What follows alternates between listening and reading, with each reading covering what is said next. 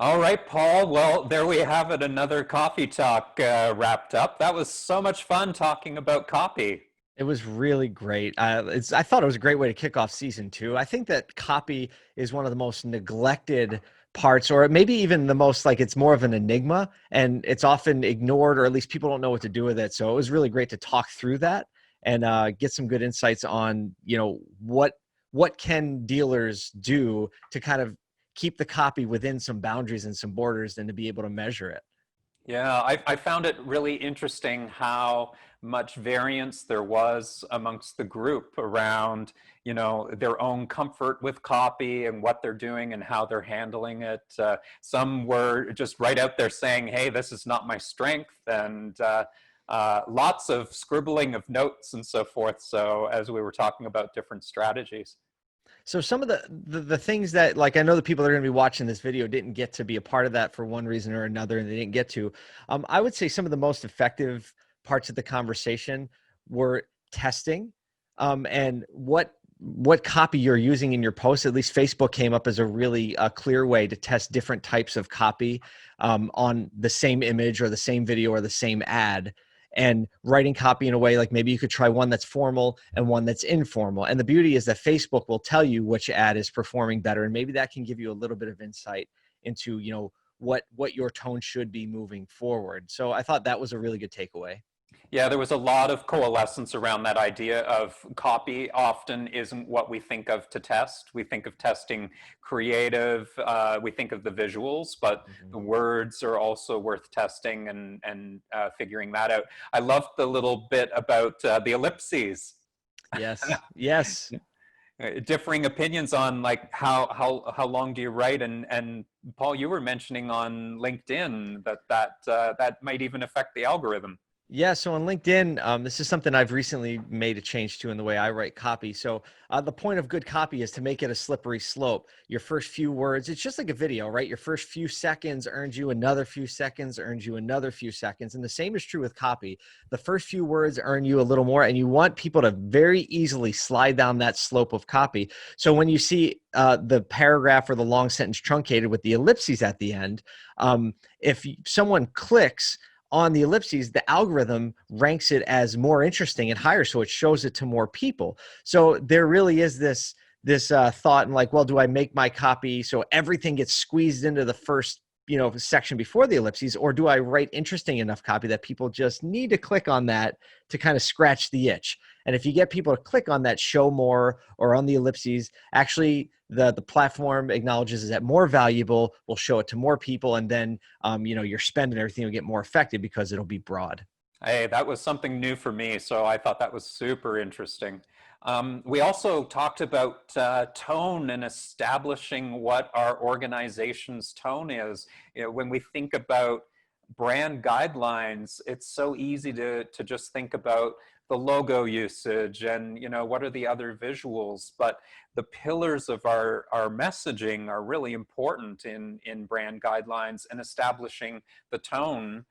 So we had a very interesting conversation about formal and informal language and where do we fit in that and how does that shift and change as our demographics shift and change.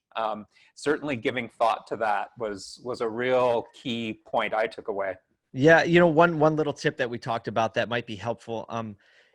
I think you can go through and be very strategic about this. Drew, you shared that Goobagoo. What's your tone? Share it with everyone. Yeah, so we're thinking of your best friend in the workplace.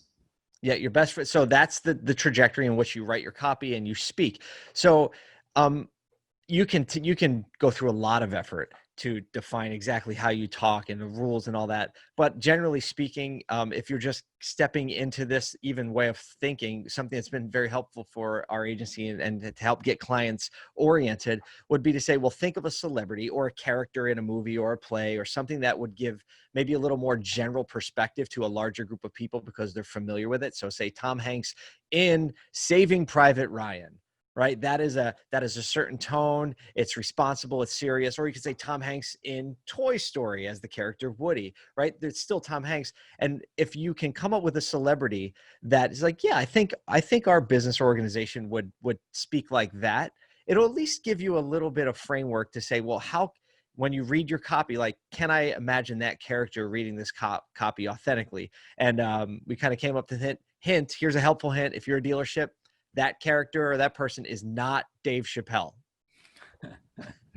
Take that one to the bank. And then we got into tropes and how common they are in our industry, and how do you differentiate. One of the attendees talked about "and so much more," and this was such a frustration of his seeing these. He went as far as to say, you know, it's lazy writing when we use these kinds of tropes and common sayings. And so exploring, like, well, what do we say and how do we say things differently? And we dove into some tips and tricks, which, you know, unfortunately a 5-minute recap is, we can't pack it all in, but that was really interesting just to think about. In our industry, we so often follow the pack or say, hey, that dealership is selling a lot of cars and they're saying this, let's say that. Let's copy But that. Must work. That must be the magic word. right, but what's No going to such get thing. someone to turn left instead of turn right out of your driveway, right? It's differentiating and having something that's going to connect with people. I think the word you used was on an emotional level and a personal level. Yep. Decisions are mostly made on emotional bases and not on factual bases.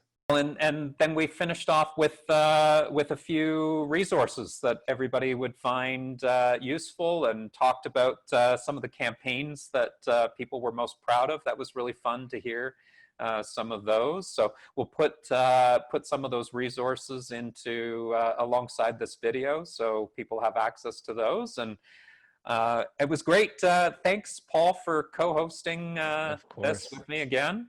No, Yeah. I'm excited about season 2. It got a little momentum going, and you know, I always judge anything I choose to put my time and energy into by the response of the people that join. And when people keep coming back and keep being a part, or send emails before the event saying, "Hey, I'm so bummed I can't make it, but can you still give me a taste of what's going on?" That's just a good indicator that good things are happening. And when people are taking notes and saying, "I'm going to try that," it's just a valuable way to spend time. So thanks for inviting me. It's great to be here. Cool. Yeah, I look forward to this very much every 2 weeks. It's been a really fun highlight for me as well. So thanks, Paul, and thanks everybody for watching. We'll hope to see you at the next one, and I'll make sure that the link for where you can go to sign up is available as well.